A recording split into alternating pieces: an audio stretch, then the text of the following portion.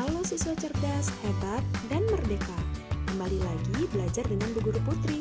Yuk siapkan buku dan alat tulis, catatlah hal-hal penting di bukumu.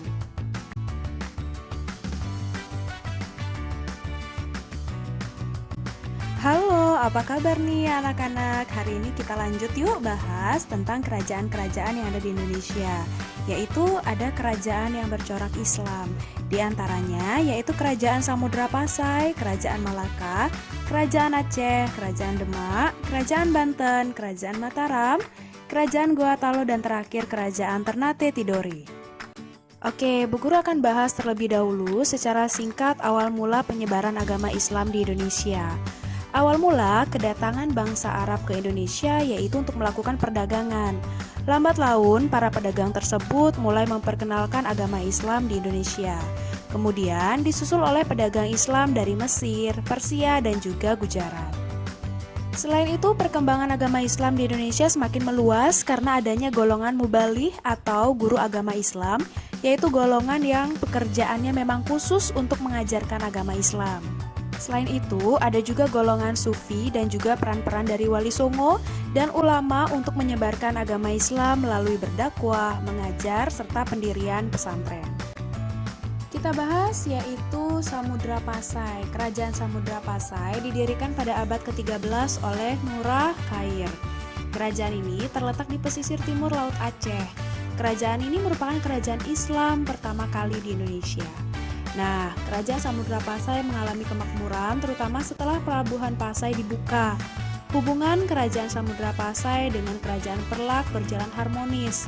Morah Silu memperkokoh hubungan ini dengan menikahi putri Ganggasari merupakan anak dari Raja Perlak.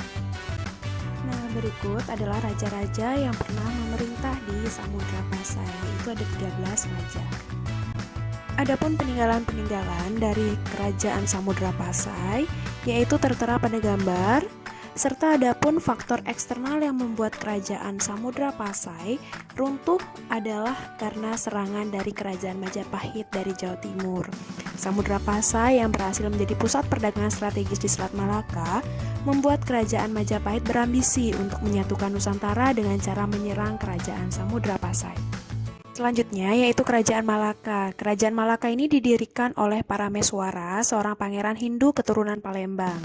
Kerajaan Malaka merupakan kerajaan Islam kedua di Asia Tenggara yang berdiri pada tahun 1400 Masehi. Kerajaan ini cepat berkembang, bahkan mengambil alih pelayaran dan perdagangan dari Kerajaan Samudra Pasai. Malaka tidak hanya berfungsi sebagai perdagangan, melainkan penyebaran agama Islam melalui jalur perdagangan. Pada masa pemerintahannya, Malaka berhasil menguasai Pahang, Kedah, Terengganu, dan sejumlah daerah di Sumatera. Nah, adapun raja-raja yang pernah memerintah di Kerajaan Malaka yang akan kita bahas yaitu raja nomor 1, yaitu Raja Parameswara. Beliau adalah pendiri sekaligus raja pertama dari Kerajaan Malaka. Adapun peninggalan-peninggalan dari Kerajaan Malaka yaitu ada Masjid Agung Deli, Masjid Raya Baitur Rahman Aceh, Masjid Johor Baru, Masjid Al-Farmosa, dan adanya mata uang. Kesuksesan Kesultanan Malaka menarik banyak musuh yang ingin mengincar kawasan perniagaan, terutama kolonial Portugis. Sehingga berdasarkan History of Malaya tahun 1962, pasukan Portugal yang berada di bawah pimpinan Afonso do Albuquerque melakukan serangan ke Malaka pada tahun 1511.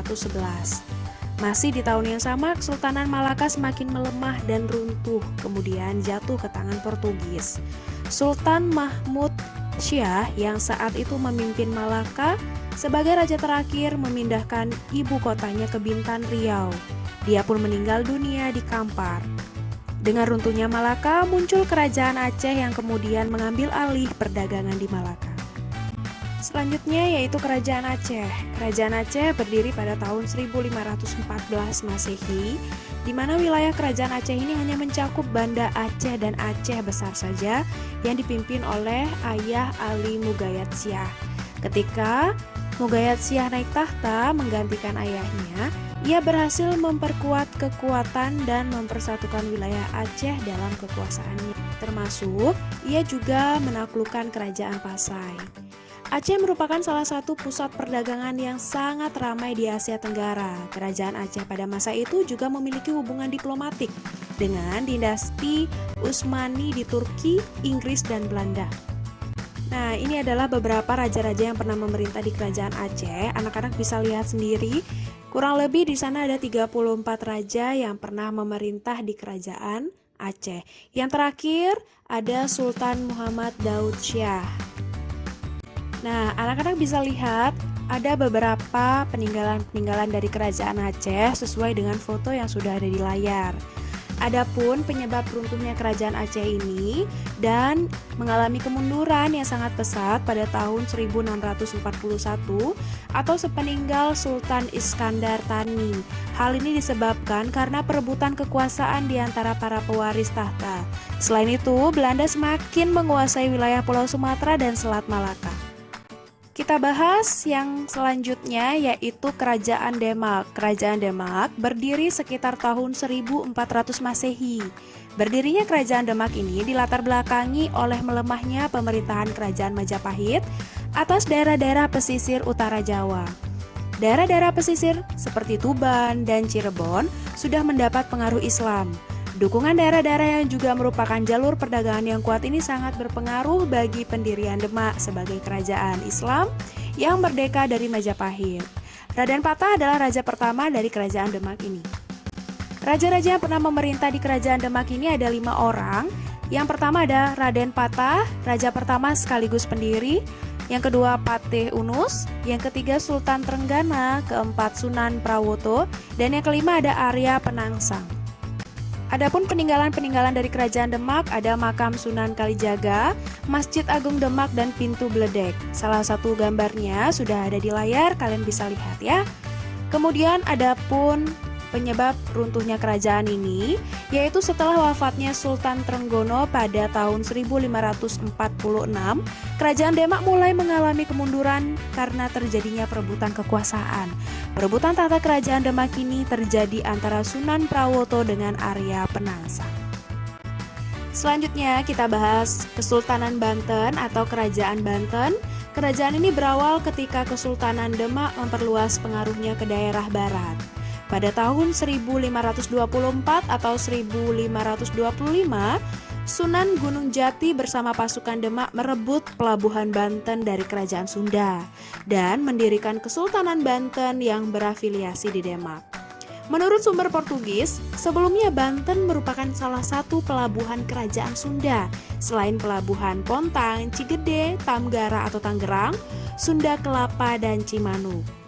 Puncak kejayaan dari Kerajaan Banten ini pada masa pemerintahan Abu Fatah Abdul Fatah atau lebih dikenal dengan nama Sultan Ageng Tirtayasa. Saat itu, pelabuhan Banten telah menjadi pelabuhan internasional sehingga perekonomian Banten maju pesat. Wilayah kekuasaannya meliputi sisa kerajaan Sunda yang tidak direbut Kesultanan Mataram dan serta wilayah yang sekarang menjadi Provinsi Lampung. Pada zaman pemerintahan Sultan Haji, tepatnya pada tahun 1682, tanggal 12 Maret, wilayah Lampung diserahkan kepada VOC seperti yang tertera dalam surat Sultan Haji kepada Mayor Ishak de Saint Martin, Admiral kapal VOC di Batavia yang sedang berlabuh di Banten. Surat itu kemudian dikuatkan dengan surat perjanjian pada tanggal 22 Agustus 1682 yang membuat VOC memperoleh hak monopoli perdagangan lada di Lampung.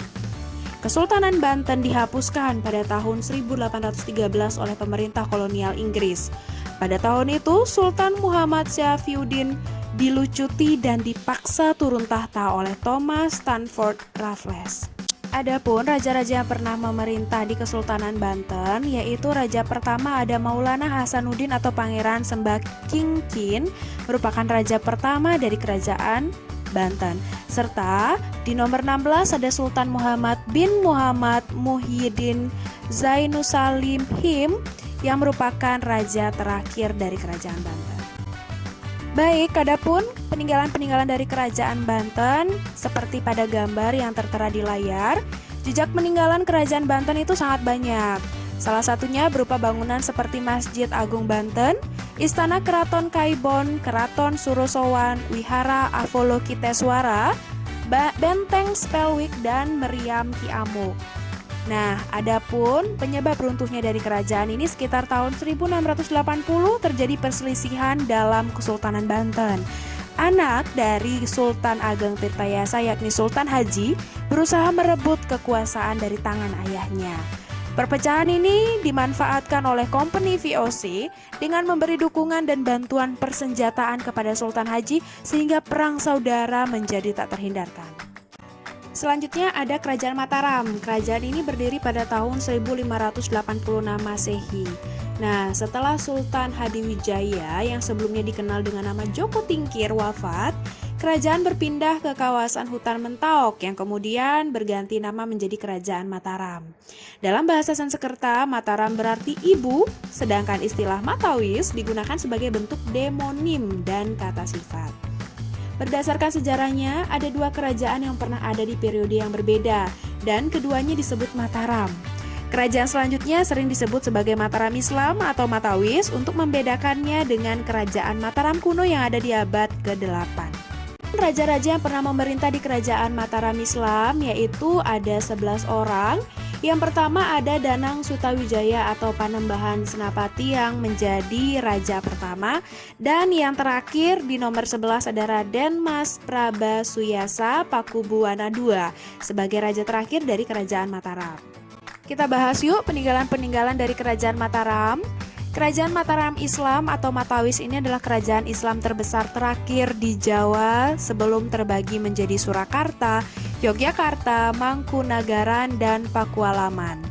Bagi sebagian orang Jawa, Kesultanan Mataram khususnya di era Sultan Agung dikenal sebagai kebanggaan masa lalu yang gemilang karena Mataram menjadi kerajaan terakhir Islam yang terbesar di Jawa. Dalam seni dan budaya, Kesultanan Mataram telah meninggalkan jejak yang kekal dalam budaya Jawa karena banyak unsur budaya Jawa seperti gamelan, batik, keris, wayang kulit, dan tari-tari tradisional Jawa yang diciptakan. Runtuhnya Kesultanan Mataram Islam ini dimulai ketika Sultan Agung kalah dalam sebuah visi yang bertujuan untuk merebut Batavia. Saat itu Sultan Agung berjuang menaklukkan seluruh wilayah Jawa dari tangan Belanda. Nah, anak-anak masih semangat kan? Kita akan bahas kerajaan yang selanjutnya yaitu Kerajaan Gotalo. Kerajaan Gotalo ini berdiri pada tahun 1600 Masehi. Kerajaan ini adalah dua kerajaan yang terletak di Sulawesi Selatan dan saling berhubungan baik. Banyak orang mengetahui sebagai Kerajaan Makassar. Makassar sebenarnya adalah ibu kota Goa yang juga disebut sebagai ujung pandang. Sebelum abad ke-16, Raja-Raja Makassar belum memeluk agama Islam. Baru setelah datangnya Datori Bandang, seorang penyiar Islam dari Sumatera, Makassar berkembang menjadi kerajaan Islam. Di bawah pemerintahan Sultan Hasanuddin, Kerajaan Makassar berhasil menguasai kerajaan-kerajaan kecil di Sulawesi Selatan, yaitu Ruwo, Wajo, Sopeng, dan Boni. Sultan Hasanuddin juga berniat menjadikan Kerajaan Makassar sebagai penguasa tunggal di jalur perdagangan Indonesia bagian timur. Oleh karena itu, Sultan Hasanuddin harus menghadapi kekuatan armada VOC Belanda sebelum dapat menguasai Maluku. Ya, adapun raja-raja yang pernah memerintah di Kerajaan Gotalo yaitu Karaeng Matoaya pada tahun 1593 sampai 1623 dan anaknya Karaeng Patingaloang yang adalah para perdana menteri yang terpelajar dan andal yang membawa Kesultanan Makassar pada masa keemasannya. Adapun peninggalan-peninggalan dari Kerajaan Gotalo, anak-anak bisa lihat pada gambar ya.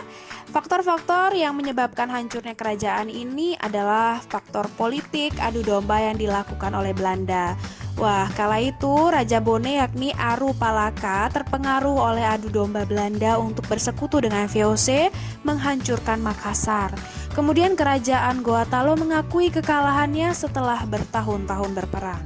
Kerajaan yang terakhir dari kerajaan Islam yang ada di Indonesia yaitu Kerajaan Ternate Tidore. Kerajaan ini terletak di sebelah barat Pulau Halmahera, Maluku Utara yang berdiri pada tahun 1500 Masehi. Wilayah kekuasaan kerajaan ini meliputi Kepulauan Maluku dan sebagian Papua. Tanah Maluku yang kaya akan rempah-rempah menjadikannya terkenal di dunia internasional dengan sebutan Space Island. Pada abad ke-12 Masehi, permintaan akan cengkeh dan pala dari negara Eropa meningkat pesat, sehingga muncullah persekutuan-persekutuan yaitu Uli V atau Persekutuan 5, yaitu persekutuan antara 5 saudara yang dipimpin oleh Ternate yang meliputi Obi, Bacan, Seram, dan Ambon, serta Uli Siwa yaitu persekutuan 9, yaitu antara 9 bersaudara yang wilayahnya meliputi Pulau Tidore, Makian, Jahilolo atau Halmahera, dan pulau-pulau di daerah itu sampai Papua. Nah, adapun raja-raja yang pernah memerintah di kerajaan Ternate Tidore, yaitu ada Sultan Nuku, adalah raja yang membawa kerajaan Tidore ke puncak kejayaannya. Sultan Nuku adalah sosok yang cerdas dan ulet. Dirinya tak mau penjajah Belanda menguasai Maluku, sehingga akhirnya Sultan Nuku berhasil mengajak kerajaan Ternate untuk bergabung bersama Tidore mengusir penjajahan dari Belanda. Adapun peninggalan dari kerajaan Ternate dan Tidore, yaitu yang pertama ada Keraton Kesultanan Ternate, kedua ada Masjid Sultan Ternate, ada makam Sultan Babullah, dan yang keempat ada Banteng Tuloko. Gambar-gambarnya sudah ada pada layar ya. Adapun kemunduran dari kerajaan Ternate dan Tidore ini disebabkan karena mereka saling diadu domba yang dilakukan oleh bangsa asing yaitu Portugis dan Spanyol yang bertujuan untuk memonopoli daerah penghasil rempah-rempah tersebut. Wah, sudah belajar banyak ya hari ini? Yuk taruh gadgetmu dan baca kembali catatan yang kamu buat. Belajar happy, prestasi menghampiri. Sampai jumpa di pembelajaran selanjutnya.